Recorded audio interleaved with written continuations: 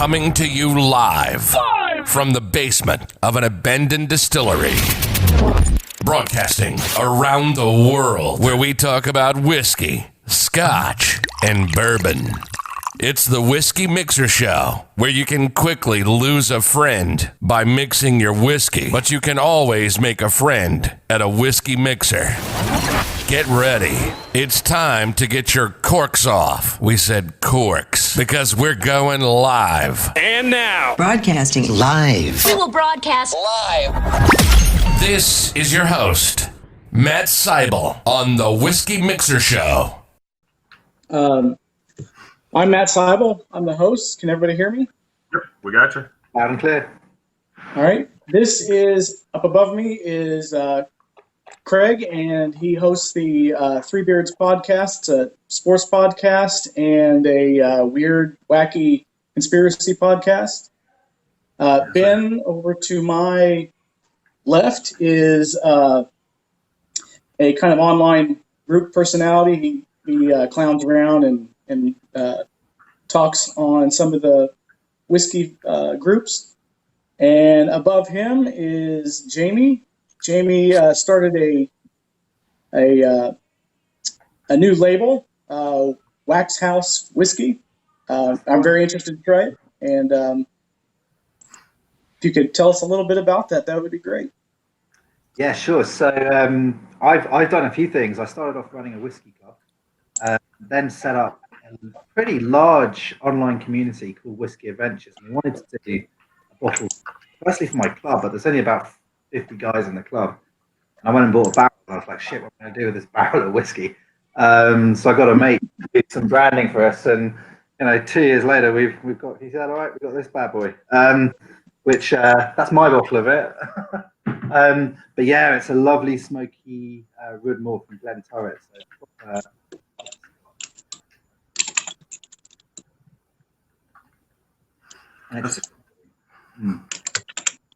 Oh my goodness, are we having issues? Yeah, that's an interesting design on that bottle that you came up with. What led you guys to to that cross? Yeah, I don't know how. So where I live, my town of St Albans, the town flag's like a blue cross. So Wax House is right at the top of the road. So my whiskey club, we meet in a pub once a month. At the top of the road, there's a little old medieval gate. It's like about 500 years old, so like really, really old, called Wax House Gate. And we just we wanted to use this name. We thought it sounded cool. We like the wax in it. It's where the Peasants' Revolt in England started. So we thought, yeah, that's got a bit of rebellious history. We like that. Kind of goes with the good vibe. So we pulled the X out of it. Thought we'll use that as the main focal point. And then somebody said, yeah, but Jameson's has got an X on their label. And I was like, we don't want to get sued by the AJ, so we just turned this X slightly sideways and kind of got it into this sort of. Can you guys see that? All right. Mm-hmm. Yep. Yeah. So we just ended up with these off perfect X's, look like 3 designs. And I just wanted something that was going to look really cool, like backlit on a bar. And we sold it into loads of like bars and places locally, and seeing it on a couple, it looks awesome. So we're pretty pleased with it. Yeah, it's just an unusual one. I'd never seen that style before, so I was just curious where the inspiration came for that label. Well, that's not your norm. So much Scotch branding. It's like stags' heads and pipers and all of this. Like, I don't know. Scotch has got kind of a bit of an image problem in the UK, seen as a bit of an old guy's drink, and we wanted to have something that was, cool and could look good on bars and just kind of appeal to ourselves and then other people.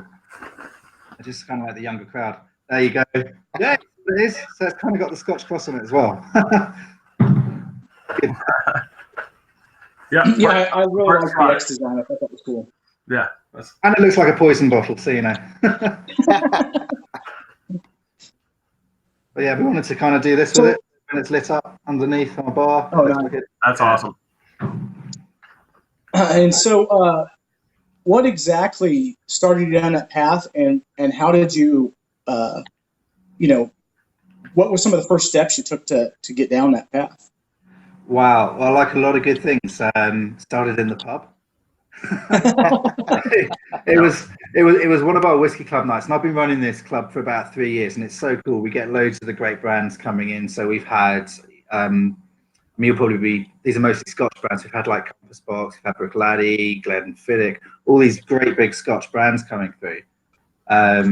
And we wanted to do something for ourselves because we get a lot of indie brands. I don't know how much of the indie Scotch stuff you get over in the States, but here it's kind of quite a big thing. These guys are great. They'll bottle stuff from all sorts of different distilleries, and so when they come and do their ranges, they got a whole lot of different stuff from all sorts of different distilleries, which is just broad and interesting. And yeah, we wanted to do one for ourselves, and you can go to one of these indie bottlers and say to them, hey, can you do your own label for us? And they'll put, such and such company bottle for your club. And we thought, we want our own thing. So the first thing we had to do was, we sat down with like the tax authorities for ages getting licensed. Absolute pain in the ass. They basically want to make sure you're not going to moonshine the shit out of it, and then just like fuck off with all the tax money. So it's like, no, we're not going to do that. So that was the boring side done. Then one of my colleagues, one of my friends who's in it with me, his company's a branding agency. So we gave them a bit of a brief and said, make it really cool. We want loads of steampunks and we want tattooed octopuses. And they were like, no, that's a stupid idea. Have a massive X. And so we were like, yeah, the X looks better. It is a little classier. Yeah, it's a little bit classier, and like it was a bit of a cliche doing like the tattoo stuff, but our mood boards were insane. It was all sorts of crazy stuff. And then you got to buy barrels, and that's where it gets really hard because these distillers do not want to give up their barrels. So you start going around all these brokers that have got barrels that they bought from like private individuals or distilleries when they're just starting up, and you sort of go to them, and they're like, yeah, you can have a barrel. It's going to be like £10,000. And you're like, no, it's not.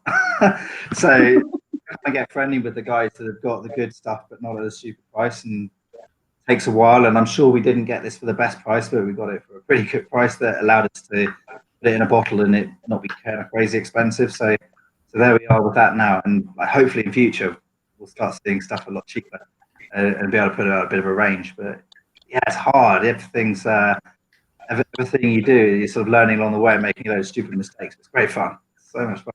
And now we've got a bottle which I can go into my bar like around the corner, and there it is. It's cool. Yeah, that's gotta be something that's pretty cool going back. Oh yeah, totally. I mean, there's mine. Yeah, exactly. And as long as it's like a little bit empty each time I go in, it's not just me drinking it, and I'm cool with that. Yeah, I think you're living.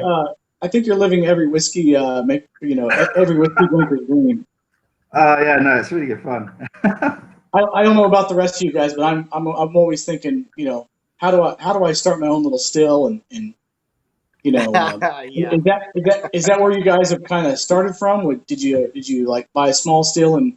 No, this is from Glentorret, which is Scotland's oldest distillery. So we managed to buy already aged stuff. So it'd be like you guys going to Heaven Hill, or someone like that, and saying, "Hey, can we buy some bourbon off you?" And they're like, "Okay." I'd love to distill my own stuff, but you know what? I can't be bothered to wait that long. So we got some friends we got to know along the way who are like gin distillers, and sort of talk to them about doing like contract distilling and stuff like that. But this is why you see all the startup distilleries in Scotland putting out gin at the moment, because I think is it 2 years you've got to wait in the States before you can call it straight bourbon. So 3 years to call it whiskey or Scotch over here. You've got to be really patient. I'm just not. It's like, right, buy it already done, stick it in a bottle, and then the art in picking a good barrel, because there's some bad stuff. Bad whiskey, really bad whiskey. But then we take apologize about that feedback. We got we have a system over here in the States called Amber Alert. Oh wow! Yeah, so both me and Matt just had our phones just go off, for an Amber Alert. So yeah, sorry about that. Yeah, so yeah. No, so sound. No, I was going to ask it. It's a little bit, like a little more of a side note, like a just curious one from being over here. So, have you guys noticed like a huge uptick in tourism version for Scotch? Because like my wife's really big on. She's really got into the show Outlander. Okay, yeah, that's that one up in the Glens, isn't it? Yeah, and I've noticed a lot of people asking about Scotch lately, that never would have asked about it. I mean, even one of the prime characters in there is releasing, his own label, Sassenach. Yeah. Do you know there's so many bottlers and so many distilleries starting up over here. Seems like every other week there's like a new distillery and they're like, hey, get yourself on the list, and in 3 years' time you can have one of our barrels or one of our scotches. There's so many starting up, and I run a pretty large Facebook group called Whiskey Adventures. So we've got about 7,500 people in there, which I started a few years ago. And what I get a lot of is I've got a few sort of whiskey tour companies appearing in there, and they're not all British. There's been some that have been from over your side, over in the States, that are sending tour groups over. So there's so much of it about. I guess it's really big money. And it's exciting. I mean, you go up to these. Scotland's beautiful. I don't know if you guys have ever been. It's a cool. Not yet. See, now the real thing. This is why I should just start a Scotch company where we'll do some tours as well. It's so popular. Guy I used to work with was around the Glenlivet estate, and the amount of money people are willing to spend to go and especially like Japanese, Russian, all these sort of people from the Far East. They spend crazy money going around seeing these distilleries, and then they'll go buying these, sort of 50-year-old Macallans and probably even drinking them. It's bonkers. But we all want to get over to the States and do the bourbon trail and all of that. We've got a big love for American whiskey here, so I think a lot of the time it's interesting to go and try what other countries are doing. I think it's intriguing what you guys are doing there with all the independent bottling that's going on, because with American whiskey, it's mostly the distillers are putting out their product. You have that kind of thing is just starting to take off with some people sourcing bourbons or sourcing rye or sourcing American single malts and starting to bottle them on their own. A lot of startup distilleries will actually do that at first. They will source from a major distiller, bottle it and sell that for a few years until they can get their own product up and running. But I think the concept that you guys have there with the independent bottle, be able to go in and source a barrel or a couple of barrels and bottle it and give something unique and different, that's something that's just starting to catch on here in the States, really. And I think is kind of tip of the iceberg as far as the potential of what we can see going on with the whiskey industry here. So I'm hoping to see that catch on even more. I think it's a brilliant idea. I'm trying to think if I can think of any. I suppose the only one that can spring to mind, you'll probably tell me that they're doing their own stuff with over your way. People like Smooth Ambler and stuff like that. They are so popular over here. Okay. The guys that know their single barrel stuff, I think they source them from that place in Louisiana, don't they? But those bottles over here, when they go out, they just go off the shelf just like that. They're gone. That's fabulous. Because they're individual. They're like that's a one-off, and when it's gone, it's gone. And people want that thing that nobody else can have. Maybe that's the appeal of the independent bottlers as well. Everything is usually just a single barrel, and it gets that sort of fear of missing out thing going on. So you can have something that's just available once. That for me, that's one of my favorite things to explore is single barrels, because I think if you can narrow something down to, I guess to its very base, it's a single barrel of whiskey. And so if you want to explore something that's just down to the very core, on our end, you get a single barrel edition or a release, and you can, instead of the blending, and that's great for creating consistency. But I don't know, I love to explore the nuance and the difference that you get from barrel to barrel or release to release. And that gives until you get that magic barrel that you'll never get again. Right. There's always another magic barrel. Different kind of magic each time. Yeah. A lot of single barrel bourbon over here. We get the Blanton single barrels quite a lot, and the straight from the barrel, which I think you guys don't get as much as we do. And it's it's amazing stuff when it comes over. And that just I think Jim Murray just gave Blanton one of his really big awards. So do you guys get much of that over there? I've always speak to my American friends, and they're like, "Oh, we can't get Blanton." So I've got loads of Blanton. I haven't You seen. cut out. You cut out there on the last. Oh yeah, no, sorry. I was just saying, a lot of my American whiskey friends, they come over here and pick up the Blantons because they just can't find it. Yeah, that's I think we get That's it all. I'm really sorry. Yeah. a big issue here because it's Sazerac owns Buffalo Trace that produces a lot of these whiskeys that are bourbons that have won a lot of the Jim Murray awards or that he seems to tout a lot. And since the whole whiskey and bourbon craze has taken off several years ago, that's one of those that it's depending on where you live at in the States can be very difficult to get, or the shelves are flooded with it. So my state in South Carolina, that's what we call a unicorn bottle. You're not going to see one. And if you do, the stores are selling it at secondary market prices, just way beyond what it's really worth, or So I was actually just charged yesterday with finding a bottle of Blanton's for my wife's friend. She's wanted to get a bottle for her husband for Christmas, and so I'm contacting my sources trying to track down a bottle for her. Oh wow. Yeah, it's actually got Yeah, to find over here since Jim Murray gave it that award. It's just I'm from the Orlando area, and Disney, from what I understand, buys pretty much every bottle that comes in. So unless you're going to Disney, you're not getting it. Yeah. the Mickey Mouse. Yep. that drunk bastard. Thought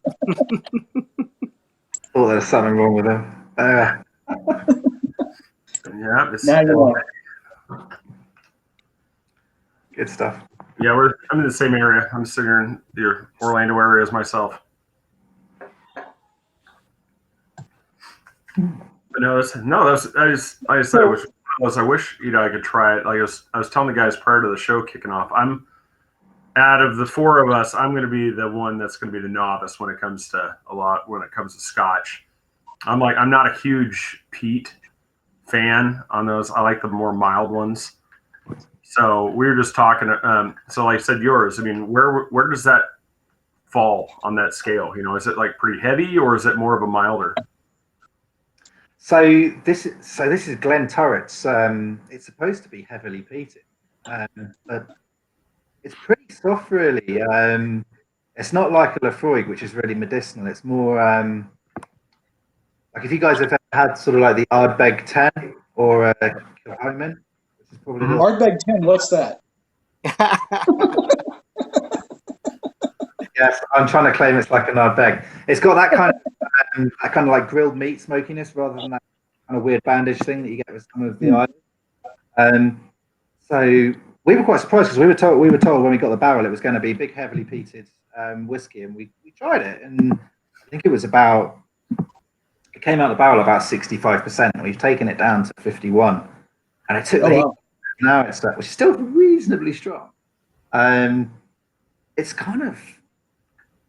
It's smoky, but it's like a soft, creamy smokiness. I don't even know how to describe it, but yeah. If you've had the Ardbeg or you've, especially if you tried the Kilchoman's, it's much more like that. Rather than it's not sort of, but it's definitely a peated whiskey. But we're really, I mean, my wife hates smoky whiskey, and she was like, "That's quite nice." And I don't know if she was just being supportive and like, "Yes, dear." Right. It would be awesome to have a bottle to try. Yeah. Yeah. If only we knew somebody that might be able to send one our way. We've got some mules who are getting some over to the States, so we'll keep you guys posted on how to get it over there. Awesome. Yeah. I think at the moment we've got it on with Tyndrum whiskey that used to be Green Welly Stop, and I know do you guys familiar with those guys? It's this tiny little, it's like a petrol station in the Highlands of Scotland that's got a massive whiskey shop. Sorry, a gas station. Petrol station. It's got this massive whiskey shop attached to it. And they ship loads over to the States. But it's so hard to get. It's so hard to get it over to you guys now because tariffs and blah, blah, blah. And some of the states really hard to ship to. So I've got a few people that are muling it over. So yeah, speak to me in the secret afterwards and we'll figure out how to yeah. It's basically the easiest way to get it over is in someone's luggage at the moment. Right. Yeah. So basically, I need to smuggle that. Yeah. So how many bottles is this run going to be? So we had 380 come out of the barrel. We've got about 160 left. Wow. Yeah, it went the first weekend. It went fast. The local retailers have just taken it because it's got the local name on it. And obviously, there's like friends going, "Oh yeah, you got your whiskey out. We'll take a bottle off you." But we've had it on our website, so that's waxhousewhiskey.com. We can't ship to the States because of the because the things I sort of told you about. But we do have it with Tinder and Whiskey. I think you've got to make a big order with them to just loads of stuff. They might have Blantons, who knows? But they ship to the States. But other than that, it's if you know someone over here or you got someone coming over doing a trip, let them know and we can get it to them and get it over that way. Absolutely. Nice. Yeah. All right, so now we got to figure out something to mule us, something from Scotland. Go over there, fly, go say hi. Yeah. I'm aware of one person who's taken a bottle over so far. He's been enjoying it. So I've seen it. I haven't seen it pop up on any of the big American whiskey groups yet, but it's been in a few places. Nice. Now he's back. We lost him, now he's back. Yeah. What happened there? It happens. It happens. You'll freeze up sometimes, and it's kind of like we'll be talking to you, and all of a sudden you're just like, you just forget. Yeah, Thing just went gone. it just locks up. Yeah, it's one of those you get used to. There's just like reset real quick, and all of a sudden you're like, hey, I'm back. All right. Yeah, Mark Zuckerberg hates us talking about whiskey, I think. Oh, he does, doesn't he? I think it was the part about not paying for something is what started to freak him out. He was just like, what? Right. So John Gill, one of our listeners, is asking for a great single barrel at 75 and under. Anybody have a suggestion for him? If he lives in the UK, I've got one in my hand. I just told you that. So what is the cost of that in US dollars? Oh, in US dollars. Wow, we've got it on at £65. So I'm guessing that's probably about $80. Yeah. $80. Okay. Yeah, I don't know what you guys are used to. I mean, we struggled a bit because that's starting to become an expensive bottle over here. But I think it's about right for it. It's about right compared to what else. But yeah, feels a lot to me. So you guys are down to like 50% inventory in what, a month? We released it on the 29th of November, so not even that. What's that? Like 2 weeks. So are you planning on buying more barrels the next round? Yeah, definitely. So none of us are really in the industry. So it's me and three mates, our three friends, and we've all got other jobs. So this is our little side thing.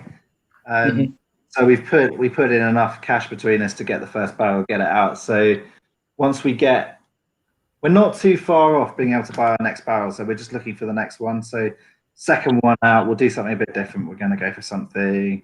We're thinking maybe like a Linkwood or something that's more sort of not peaty, so that we've got Two different styles. two different bottles, that kind of thing. I mean, I'd love to get a bourbon. I'd quite like to get a rum down the line. That'd be really cool. But yeah, second one probably not a peated one. But peated makes a lot of sense because you can get good. So look, like when you're buying barrels of whiskey, like the second it starts getting old, it's crazy expensive. Like if I wanted to go out and buy like a 20-year-old barrel of Macallan, I'd be needing like £500,000, like $600,000. Like that is never going to happen. That is just crazy. So you need to go for those younger, less well-known distilleries. So as soon as you go for something peated, the spirit works so much better at a young age. So we just knew that first one's got to be really. We know things like Octomore, they're sort of 5-6 years old. Some of them are 10 years old. So it works really well. So we're like, that's what we need to do for our first one.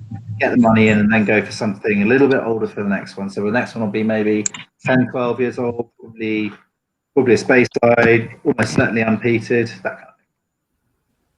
But it gets expensive fast. I think you stay with the peat. That's my opinion. Yeah. No, we've considered it. I mean, the first thing we said was like, how do we get another barrel of this? Because it's so good. But I want to build out a range. I mean, we love peated whiskey, but it's not for everyone. So I'm just messing with you, as you know. No, but we thought about it as well. We were like, Yeah. yeah, there's quite a few barrels of this floating around on this on the broker market at the moment. Yeah, that's what I was curious, if there was a specific profile you were going for in looking for barrels, or if you're just kind of finding whatever's good and interesting at the moment, and Yeah, hey, we'll bottle that. And you got to find the sweet spot. So you know how. I mean, seriously, I don't want to bang on about it, but how much you're willing to spend or how much you can afford to spend really drives the range of barrels that you're going to look at, because you know these things are crazy expensive once you get in. You know, once you're getting into like looking at Springbanks, you're looking at anything sort of 20 years old and up. You're talking.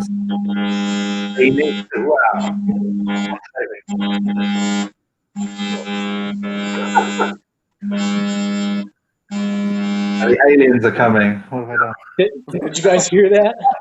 Yeah, that was crazy. It's the Amber Alert again on a different phone. Sorry about that. I've literally no idea what this Amber Alert is. It's like something. I'm intrigued. States, if a child's abducted by either a family member, stranger, something like that, it's just an instant. As soon as it's reported on the police system, it just sends it out to everybody's devices, and it just goes out. And then some devices, it's weird. It's like a delay. You'll get, if you have more than one, you get them at 2 different times. Amazing. Yeah, it gives you a description, all that stuff. So it just lets you know, like in the area, it just says if you're in the area, it'll tell you look out for this. That's quite cool. Okay. None of that. Anyway, yeah. So so what we're looking for is we're looking for something that I want to be putting stuff out that the people I drink with can afford to drink and buy. So for me, it was really important to get something that I could sell to my whiskey club that was going to be okay for everyone's pocket. Because, you know, I've got some guys who, you know, for them, splashing out buying a bottle of like Johnny Walker Black Label. I've got other guys that spend stupid amounts of money on single bottles of whiskey and whatever. But I wanted something that anybody, you know, who enjoys whiskey could afford. So that kind of drove it. And then we wanted something people like. So we were looking for sherry barrels. We were looking for peated whiskies, and in the end we found one that was both. So we ended up with an Oloroso cask, which is nice to have. I mean, it's only 8 years old, so you don't get that deep color, you don't get the Christmassy raisins, but you get that spicy candy fruit in the background. It's lovely. We just wanted something that our friends would enjoy, and that's really all it came down to. So now we're looking. Now you know, there's 4 of us, and we've all got to enjoy and like the whiskey for it to go into our bottle. So that's a good test. Yeah, if you know 4 guys that like whiskey enjoy it, then we kind of think that's probably good enough. Nice. Yeah. So with your whiskey club, did you actually did the whole club go into purchasing, or just like 4 No, of you? not at all. So the way it started out is I'd been running this club for a couple of years and trying to do it sort of alongside work, and it's great fun. We do it every month. We usually have brands in, but I sort of thought, right, I need a bit of help with this. So I sent a mail around to the members before we'd even thought of doing this. Hey, who wants to help out with this club? 3 of the guys were like, yes, we'll help out. And then about 6 months later, that's when we said, we should just do our own whiskey. And they're like, well, that's not what I signed up to, but hey, let's do it. And that's kind of how it happened. So, you know, there was no plan for this to happen. It just happened, which I think is how the best things happen, you know? Yeah. And I think because of that, we've not been overly, you know, we've not been like too business-like about it. It's just been a sort of hobby. And then this. So yeah, there's been no sort of pressure. There's been no one sort of going, oh, you need to do this, you need to do this, you need to do this. We've just been able to do it at our own pace. I mean, it gets real when you've got a web shop. That's great. And I see people posting pictures of it online, and I'm like, what's that? I hope they like it. That's the crazy thing. When you send it out into the world and you see someone's about to drink it, like, and then like, we like it. Nice. Because you think, you know, you've got your opinion, but ultimately it's like the person who's got it in the glass thinks about it, and that's the only thing that matters. Nice. Yeah. hopefully, I said, hopefully you get a bottle over that way, so I can pour a dram, and we can have you on as we're all about to taste it. Just You were saying that are you? I think I asked you in Messenger about purchasing a bottle, but you're saying probably purchasing a single bottle probably isn't going to be a option or too expensive for shipping. So we can't. I'll drop a link to the shop. I don't know how much these guys. I'm going to find out how much they charge for shipping to the States, but yeah, because it's UK, I think it's quite a lot. But I mean, I know a lot of guys on the whiskey scene who do purchase from the UK, who use this company. I think they ship to quite a few states. I mean, I guess you've got not everyone's listening to the stateside either. Here we go. I'm going to drop this in the conversation. These guys are great. You might be familiar with them actually. How do I do this?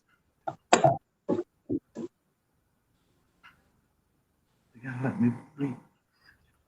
Now, while he's doing that, one of the watchers, asks, anybody tried the Nick Offerman? I have not yet. I have not yet seen it. Yeah, I've seen pictures of it. I was just curious if anybody's tried it. I haven't yet. I've got there's a sample coming to me on the way, so hopefully within about the next week I should be able to get to try that finally. But awesome. I've heard it's not the best Lagavulin out there. I've heard that, but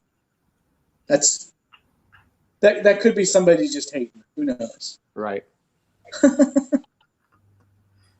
So but I would hope he wouldn't put his name on junk, but money talks. Yeah, people have put their names on that, for a lot less. Well, in the world of celebrity whiskeys, I mean, that's what a lot of guys are just getting their name on a label. But with him, you know that he actually loves the whiskey and loves the distillery. So you would think he would, he would be putting his name on something that's pretty decent. Worthwhile. So. It's kind of like Proper 12. It's been hit or miss with the reviews. Some people are like, oh man, I love this thing. And I've seen some other people like, oh, it's. I've tried it. It's okay. It's not terrible, but it's not anything fantastic either. It's there's a lot of grain whiskey in the mix, and that comes out pretty strong in it. So yeah, that's So like I said, there's just some limits. It's like just because a celebrity comes out and says, yeah, this stuff's is like But if I were you wouldn't argue with the guy there. It would be one of those. As your first, what do you think of my whiskey? It was great, sir. Yeah. That was you saw that story, right? Where he some old guy in a bar he smacked him around, and it was like, I don't like your whiskey, right? I can't get this chat to work, but I've sent the link onto the Facebook chat we were having earlier. So yeah, I'm not sure I can pull it up though. That's It's got a lot of junk attached to it. Yeah. Like Facebook. Weird. HTML crap. I shouldn't do that. Okay, weird. Yeah, we should have an MMA fighter on our podcast tonight. So, like I said, we'll have to ask him about Proper 12 as well too, see if he's tried it. All right, where was that sent to? Are we? Can you guys hear me? What's that? I'm sorry. Can you hear me? Yeah, I can hear you. Okay. Okay. Everybody else? Yeah.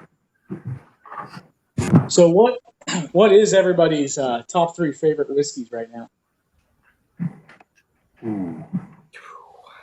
Top 3 favorite, just like overall, or what we've had this year, or I'll say overall. Overall, probably my number one is going to be Octomore. I've only had 2, the 8.1 and the 8.2, and the 8.2 with the wine cask finish. Just, I don't know, to me, adds something extra that's really nice. Ardbeg Dark Cove would probably be a number 2.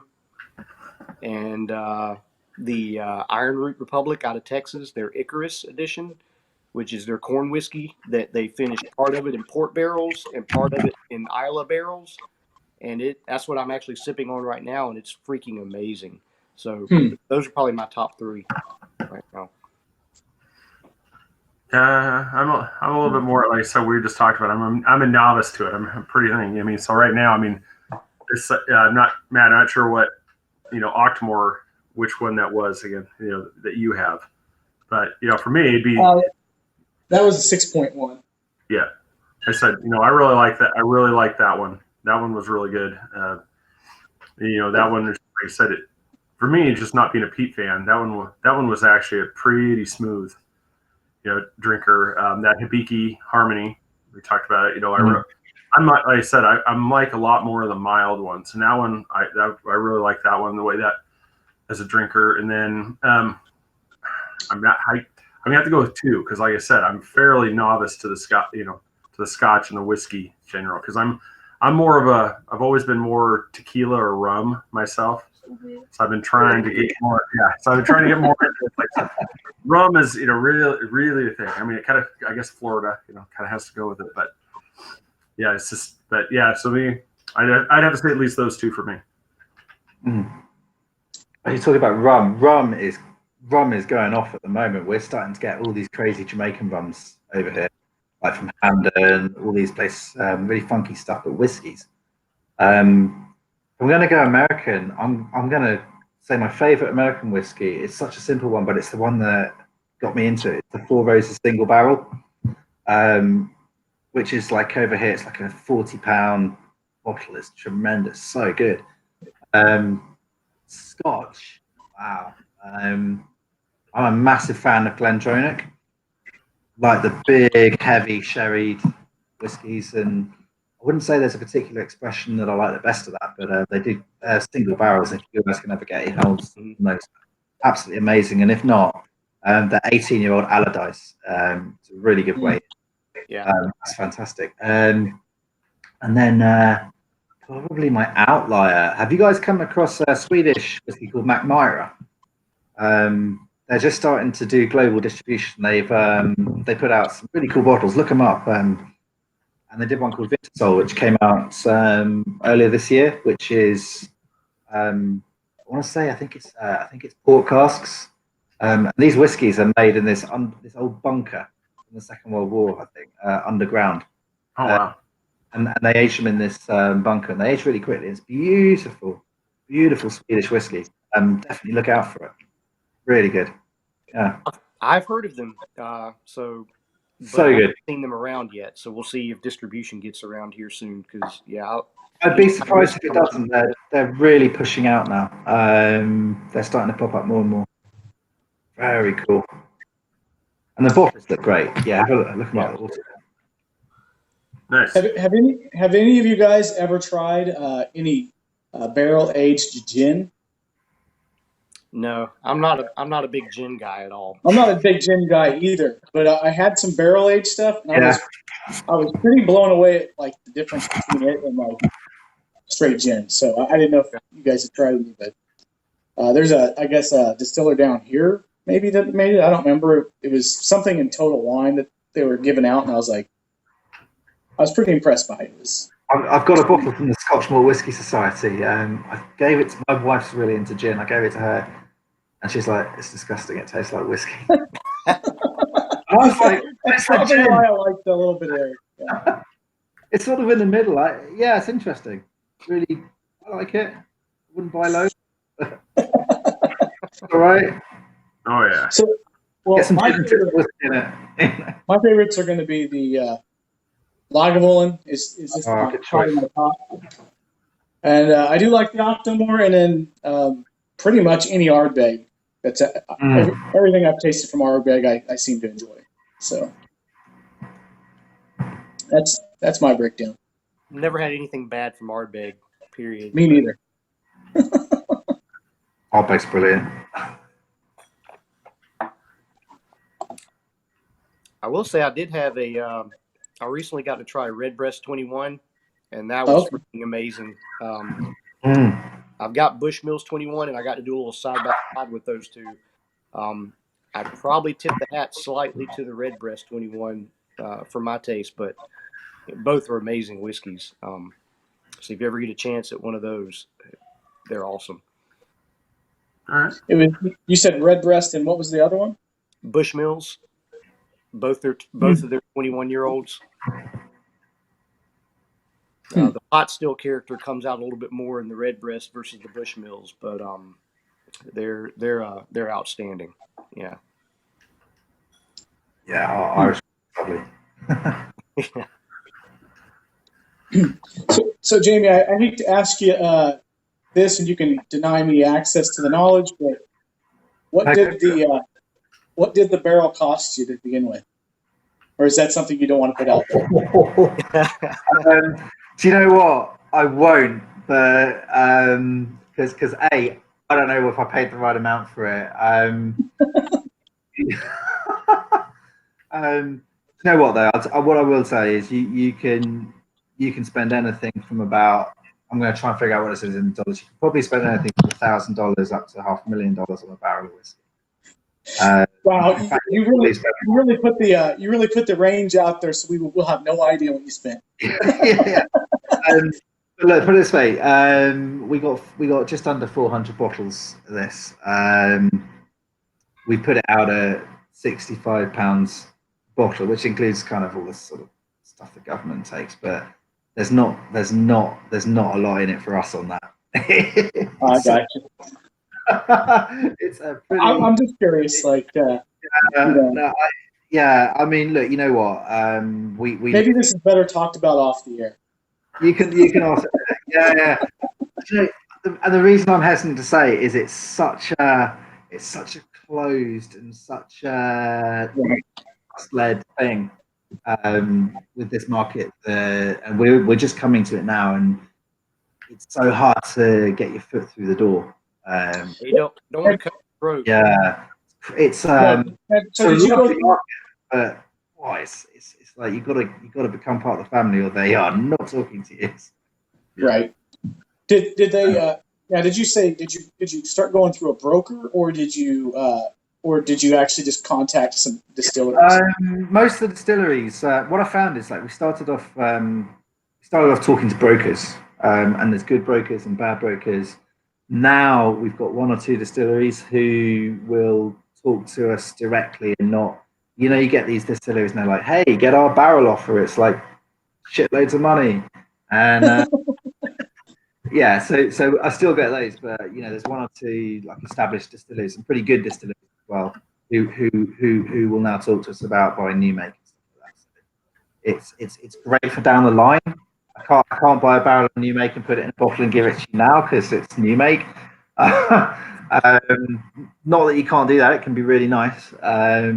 But it's good for the future to know that we've got some distilleries who we've got good relationships with. So it's nice. It's a long game.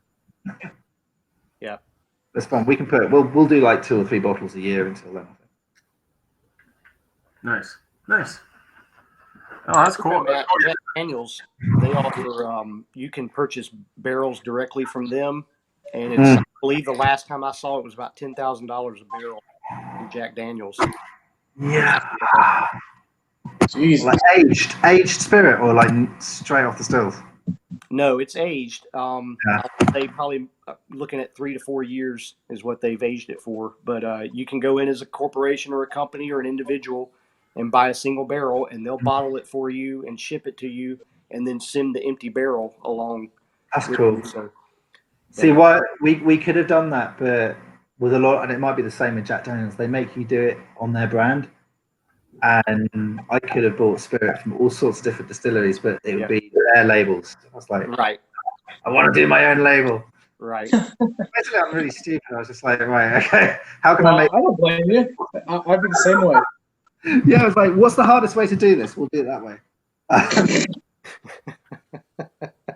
Make your own barrel. That'd be the hardest way. That would be the hardest way. Hey, I want to start with a distillery. Give me $10 million and I'll just do it.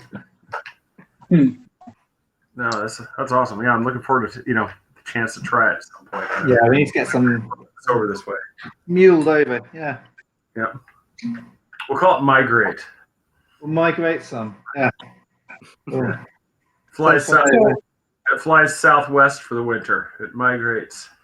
That's the way to do it, isn't it? Yeah. It's like a swallow carrying a coconut. It'll migrate its way over. Is that an unladen swallow? That's right. African or European swallow. Yeah.